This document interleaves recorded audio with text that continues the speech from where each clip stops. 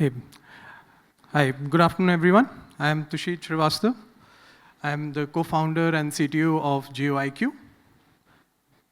GeoIQ is India's premier location and retail intelligence platform. And over the last 2 years, we have helped more than 80 brands open close to around 2,000 plus stores now. And we do this with our a huge collection of hyperlocal trends, demographic and socio-economic parameters, how people are moving throughout the country, affluence of different areas.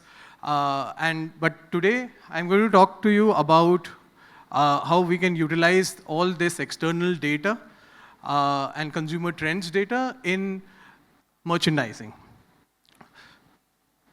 So a big problem that we always hear from our clients is almost 40% of their inventory doesn't get sold at full price.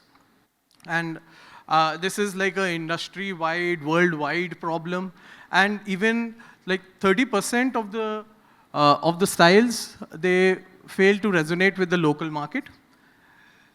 The primary reason why such a thing happens is because of poor demand estimations. Demand estimations are particularly harder in this industry because of such long sales, such long complex supply chain cycles. Like most brands operate with 6 months to even 9 months long planning and production cycles. This combined with the fact that there's a rapidly changing customer preferences even complicates the problem. And even if you estimate the demand correctly, one more important aspect is you have to place the correct items at the correct stores. So the allocation is also a big challenge. The current demand process usually only takes into account the internal data of the company, the historical sales performance data of the company. So they look at what kind of styles and sizes have sold this year, and they will plan for them accordingly in the next year.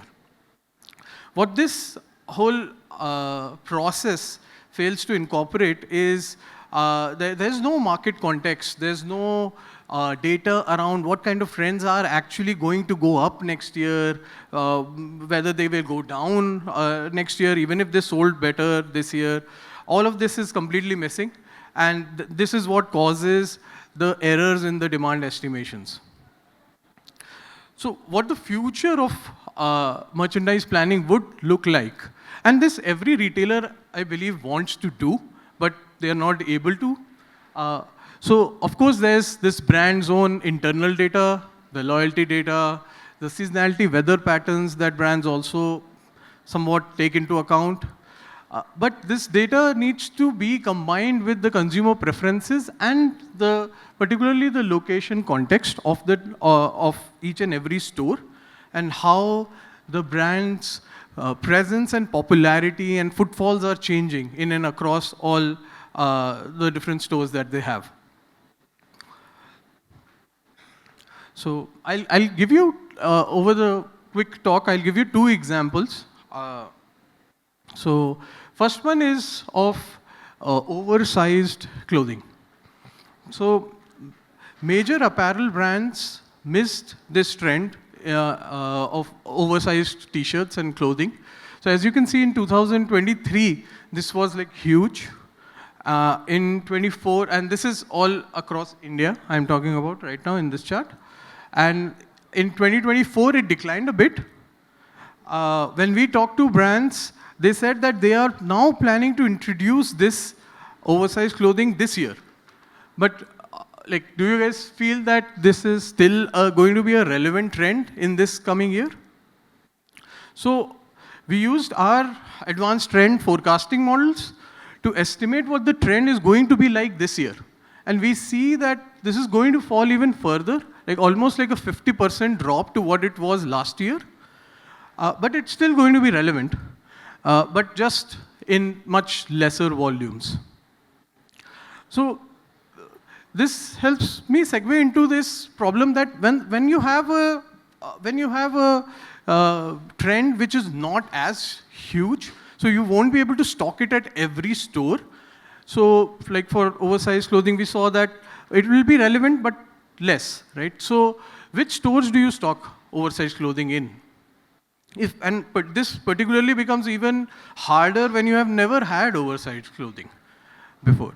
So here, like I just took an example of two stores. Like one is an HSR store for all the Bangalore audience, HSR and Sarjapur store.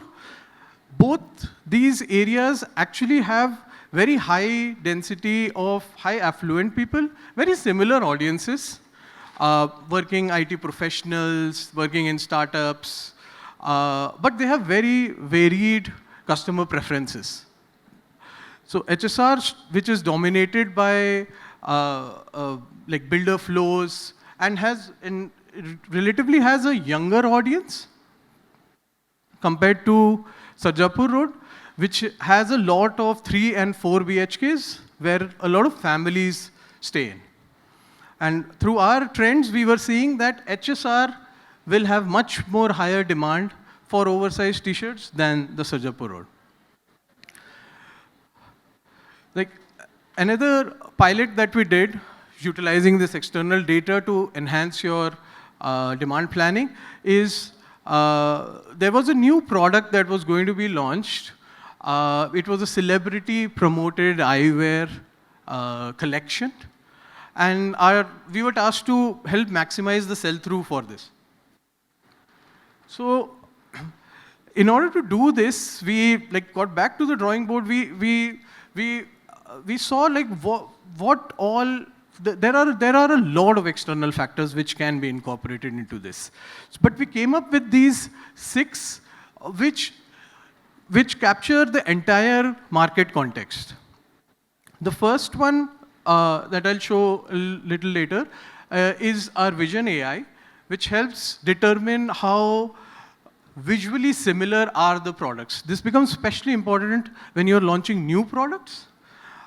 Second, around the price sensitivity of each and every store.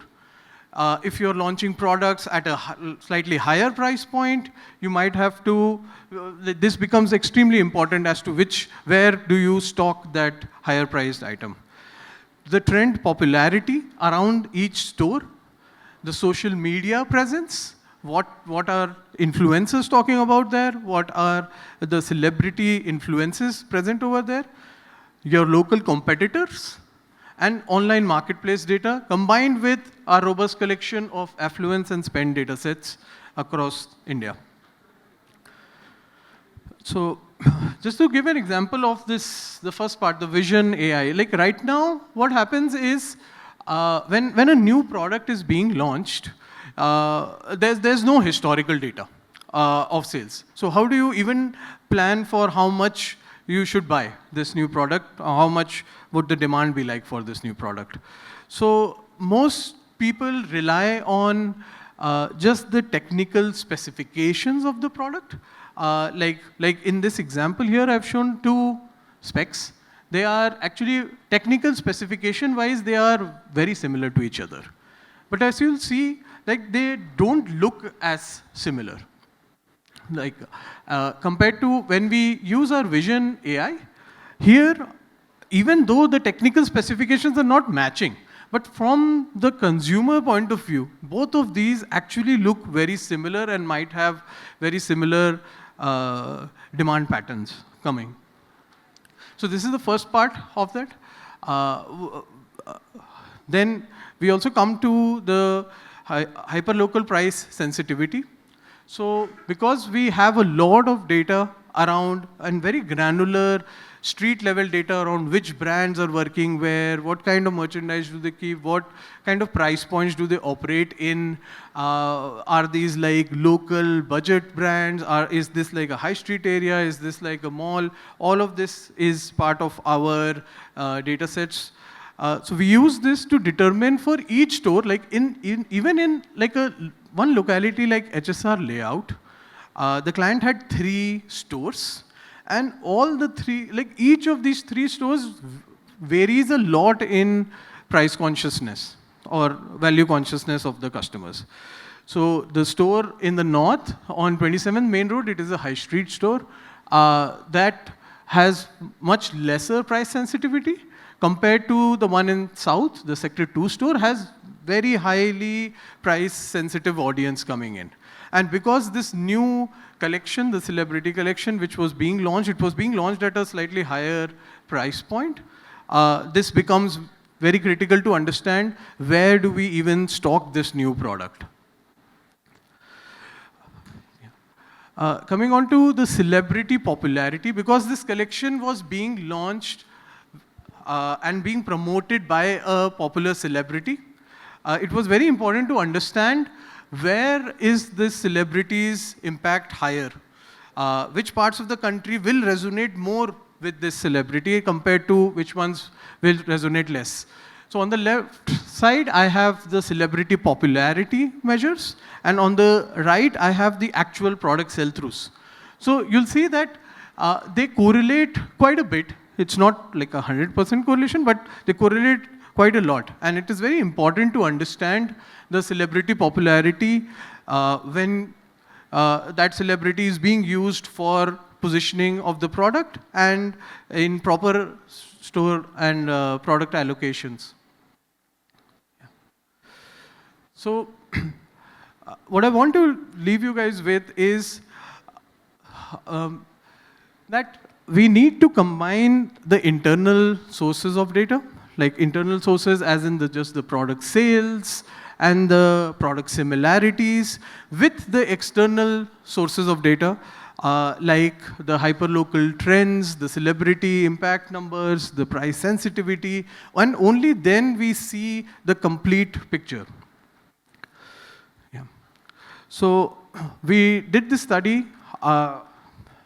Once we combined this with internal and external data sets, we created a receptivity indicator for each SKU. A receptivity indicating like how much likelihood is this particular SKU have a sell potential for this particular SKU for each store. We use this to stock the new products at each of these stores, and we did an A/B test, and we saw amazing results here. So the sell-through rates were more than 50% higher for the stores where we said that this new product, which was never launched before, with a new celebrity, never seen, like the brand had never worked with before, we were able to very well predict how much and in which places does this need to be stocked. So, yeah. Primarily this, I want you just to leave you guys with that internal and once you combine internal with the external data sets, only then do you get the complete picture. All right. So thank you guys. I'll just to continue the discussion forward, I'll invite Varun from Lenskart, who's the head of global expansion, and for a quick chat, and also invite Dev, who's the CEO of GeoIQ. Please welcome them on the stage, please. Thank you.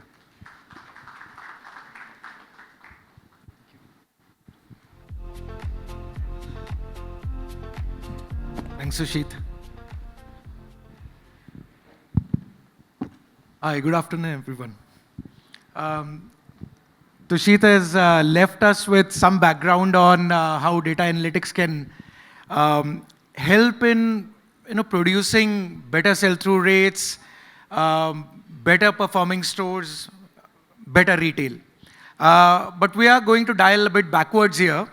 And I have with me Varun Juneja, Head of Expansion at Lenskart.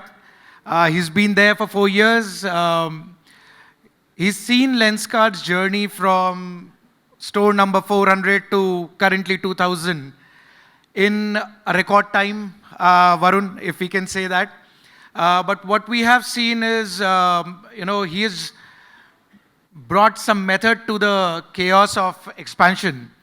And we are working together, so we are actually seeing how deeply they have been able to deploy lot of data, machine learning, into a very, very simple but very difficult question of where to open a store. So we'll dial back a bit and then we'll try to come back to where Tusheet left us with.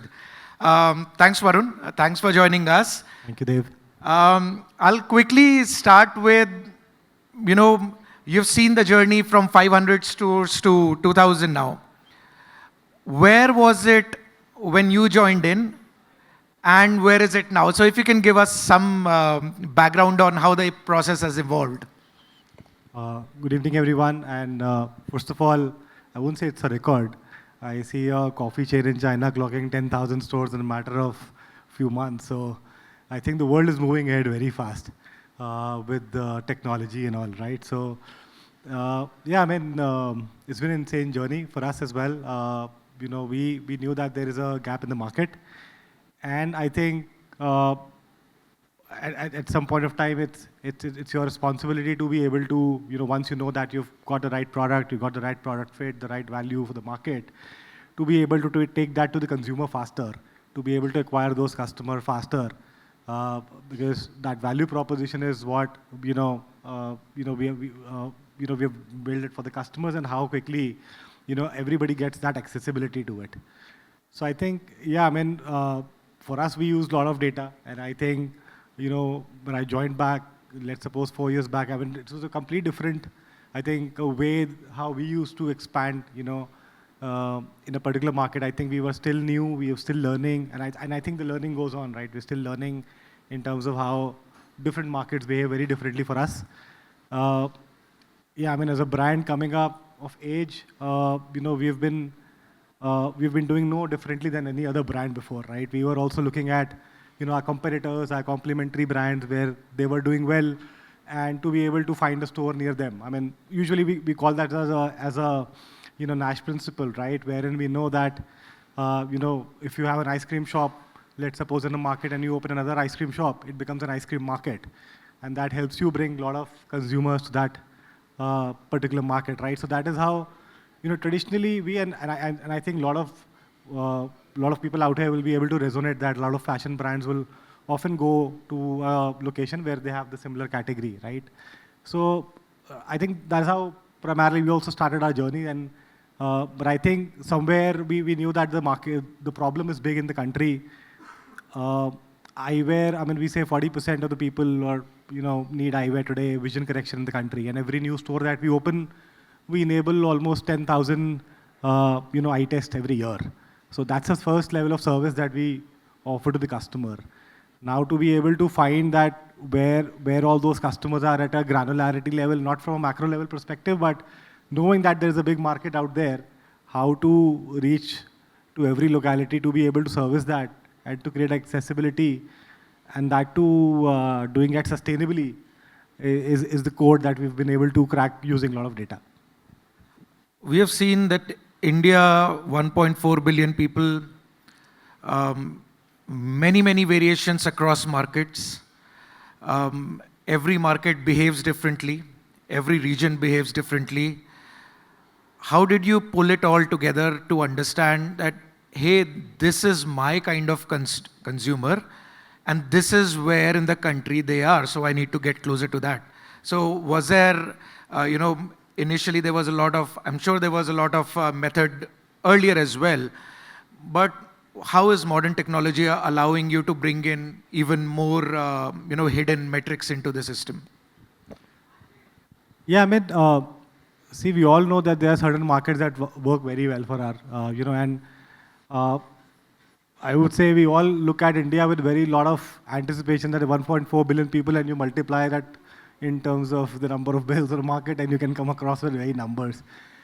Initially, when we started doing research, a lot of these, agencies and would come up with various reports sizing market very differently and can vary as big as 50% in terms of how they would report into the market sizing, right? But I think it is very important to know your customers. By the time I joined, we already had 500 plus stores in the country. We knew what strata of society people were getting attracted to our brand and what problems we were solving. And to be able to, use that, and then going out and understanding, hey, if these are the markets that we are able to do so well already, how can we use that learnings and then take it across to the rest of the country as well? So I think knowing your customer very well is important, and then be able to size the market correctly is also very important. I think you might say that you would want to be at 20%, 30% of the market, but you might end up sizing the market in a very wrong way and end up on the other side. So one of the things that probably the external data did help us is to be able to size that market right from macro to let's suppose at a granular at a locality level. I heard in a boardroom meeting that when they were at 500, when Lenskart was at 500 stores, Bangalore was supposed to be a 30-store market. Now there are 160 stores in Bangalore. Yes, still counting. How do you push that many stores in these many localities? I think, as we say, it's about obsession, as we say, that in terms of how do you want to, we want to, we are into a category where it's also a service, right? Where we say that we want that accessibility to reach everywhere. One of the things that we said that, sizing, doing the right market sizing is very important. We knew that the market of Bangalore is huge. But we also saw that as we opened stores, the consumer behavior, the way the consumer responded to every store was very different. And today we are at, let's suppose we were opening stores in High Street, which has people coming from across different parts of the cities. You opened one store in HSR, one in Indiranagar, and we saw tremendous response. Today we have 5 stores in HSR and 5 in Indiranagar, and then we also have different neighborhoods. So what we saw over the period of time, we kept learning that we knew that every store we are opening, either a neighborhood, we saw a different kind of response coming in from the consumers. We knew that as soon as we are reaching into these micro neighborhood markets, even there the customer is responding and different start of the customer coming in. I remember when we 500 stores, I was strolling in a city in Noida and we had just 4 or 5 stores. And I want completely different behavior in all my 4 stores. At that point of time, we had a neighborhood store wherein our consumers are coming in, a lot of women coming in bringing their dog with it, right? And not coming with the men around, the family. And then you go in a high street wherein you saw families coming in to buy, driving 10, 15 kilometers coming to a store. And that is what got me thinking that, hey, if we have that kind of accessibility and the money is there, people don't need, people can come alone even to a store whenever it is nearby, accessibility is there. But somebody needs to go high street, it becomes a whole family plan to go, together. And moreover, the idea was to provide more eye tests, right? So you don't need someone to go along with your eye test. You can just visit your nearest Lenskart store and get that eye test done. But you have stores in malls as well. You have stores in neighborhoods as well. Every store has a different movement pattern. People come differently. People come in different numbers. I think at 500 stores, some bit of human knowledge was working. To be able to do that at 2,000 stores, how did you bring all that machine knowledge into the system? See, one thing we had was, as we said, we knew our customers, and then we had this lot of data internally, right? One of the things that we've seen in a lot of these discussions that we use a lot of historical data to be able to predict the future. One way is that if you want to look the future, look at the past to see how you're able to do that. But what made me thinking is that when I analyzed these 500 stores, some of them were really doing well, some of them have really used to do well, and some of them were probably obviously was not doing that well as well. But every market behaved very differently. But somehow we have opened those 500 stores, right? Now, if I'm opening a next store, what kind of learning am I taking from this 500 store, and how can I bring all that learning together while predicting my next store that what kind of business we'll do. So let's suppose you have 500 stores which have 500 different logic working behind. Let's suppose you are a supercomputer, we're working with 500 different logics. So how can I bring 500 different logics working when you decide your 500 first store or 500 second store and put that all into a system, and using AI to be able to predict, okay, this store will behave more like you're this store and a bit like that store, right? So, yeah, I mean, that is where a lot of thought went ahead with that and used a lot of locational data to be able to predict. Journey, when you say, I'll take a minute to add this, that, it is easy for us to probably, we just don't want to, after 500 stores, we just don't want to get lucky, right?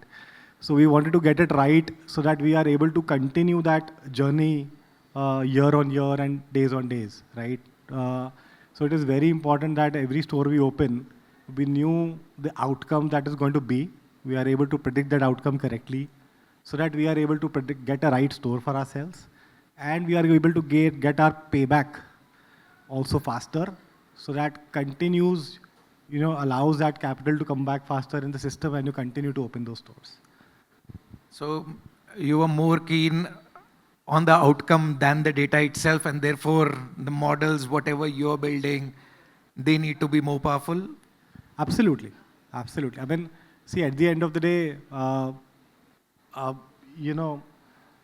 I would say that there's a limit to what you can calculate, right, as a human. And there's so much that goes on. There's so many variables on the ground which works. There's so many forces which works at every business, at every store level. I look at each store as each individual shop as one business, one unit working, and each market has different forces that are working behind. In the hindsight, we can say that, okay, in a traditional retail world, we can say, okay, here we have good population, purchasing power is good, and let's go ahead and open the store. But eventually, there are a lot of other things which are also working, behind, which marks the success of the store, which probably we overlook at eventually in the larger scheme of things, because we want to, as humans, we would want to just look at those 3-4 parameters which are easy to comprehend, right, to be able to open the stores. So we've seen a lot of fashion retailers, or let's say an ethnic wear company, only look at market clusters where there are other ethnic wear players. And similarly, questions would have been posed to you that, hey, you're an eyewear brand, you need to look at optical centers. But I know you've been looking at all other things in the market as well. How does that philosophy evolve in terms of, what all other things are you looking at in a market? Well, I'm looking at my consumer as a whole. So what I look at is, if my consumer, let's suppose if I have to define this persona, might be just not wearing eyewear, might be buying footwear, might be buying, top wear, innerwear, a lot of other products, fashion products, right? And generally, you are able to understand that, this is the value wherein customer looks in terms of the price, in terms of the fashionability. These are the kinds of the brands that he's, able to relate with. So it is easier decision, right? When a consumer comes in a market and say, hey, probably I'm buying my Bata shoes, but I also found an eyewear store and I was looking to buy an eyewear. Let me do two things at one time, right? Let me not go differently for an eyewear to some other location and for a shoe some other location. So that way consumers are able to, if you understand that well, that, hey, a consumer, these are the kind of brands and these are the kind of value that a customer, and you see how are your even complementary brands doing in those markets, also gives you a lot of insights about how customers are responding to those complementary brands and how will they respond to your brand when you open the store there.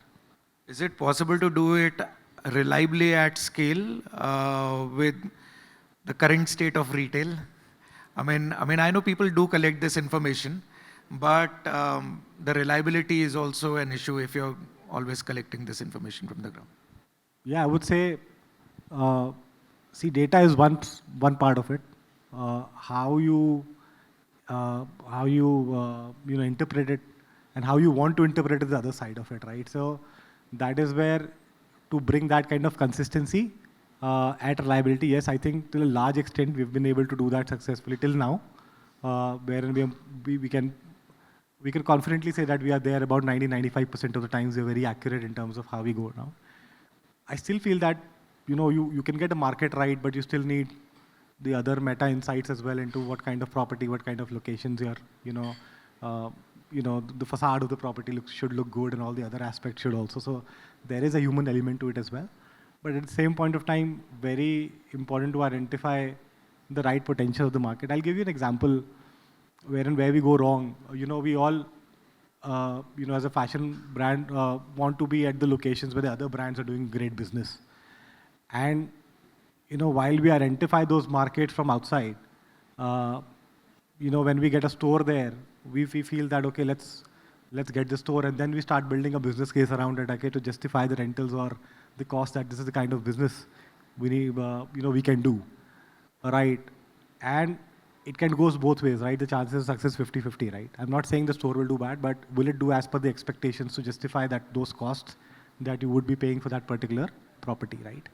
So that is where, you may go wrong and your payback can take much more time, right? But look at the other way, wherein you know that if I go and open a store in the market, this is the exact amount of business I can predict.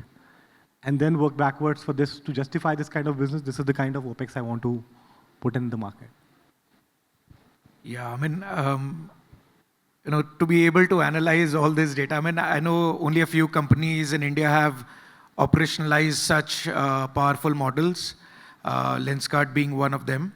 Now, the question is, yes, we've been able to decide what the store is. And if we take, and I know we've been trying to develop this analogy further from the online world.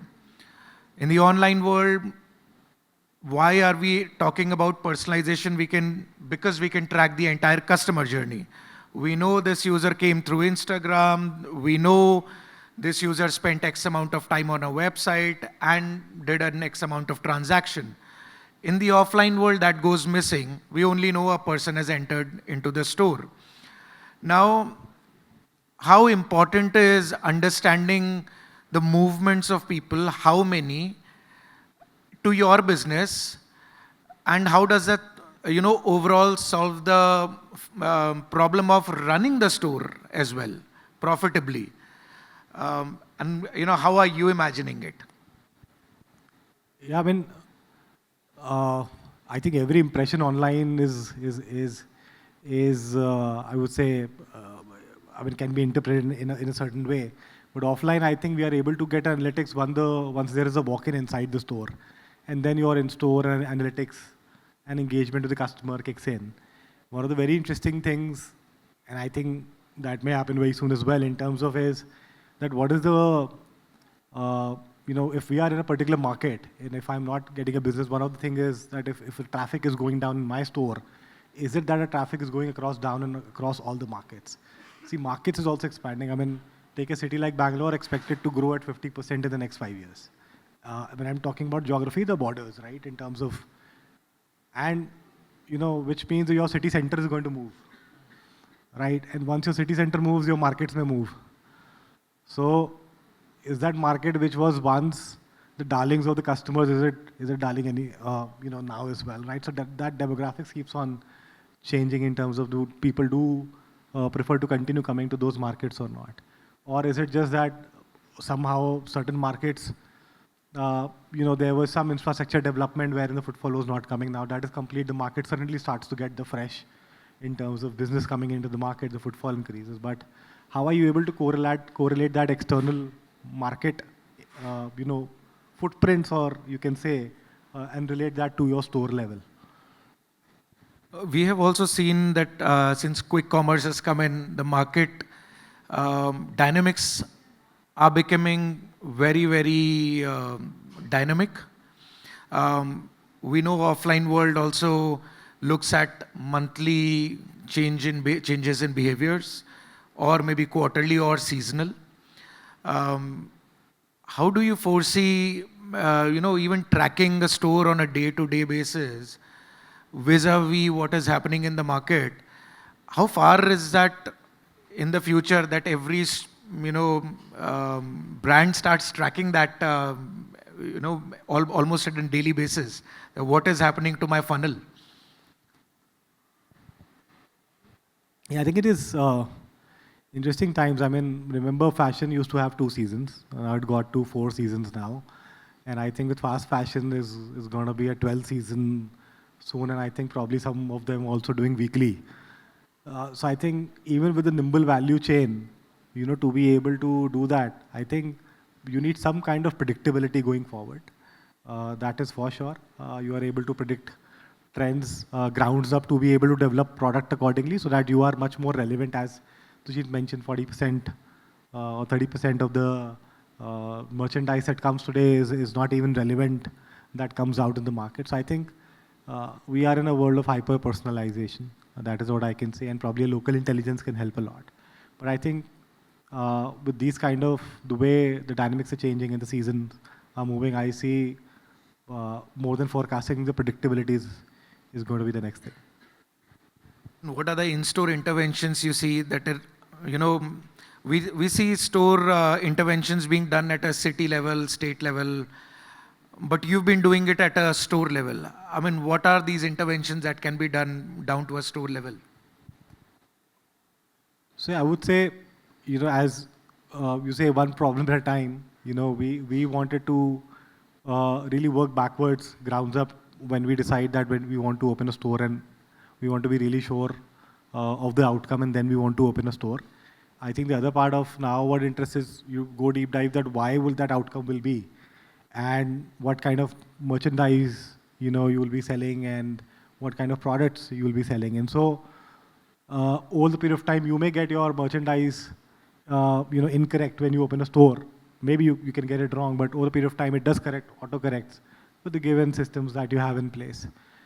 But I think the future looks like if you are able to predict those merchandise in advance, and when you open the store with the right experience and right merchandise, right from day one, probably the impact can be faster, and probably even the paybacks can be faster. It says that time's up, Varun. Just to leave you with a snippet, I think in the past month and a half, Lenskart has opened 150 stores.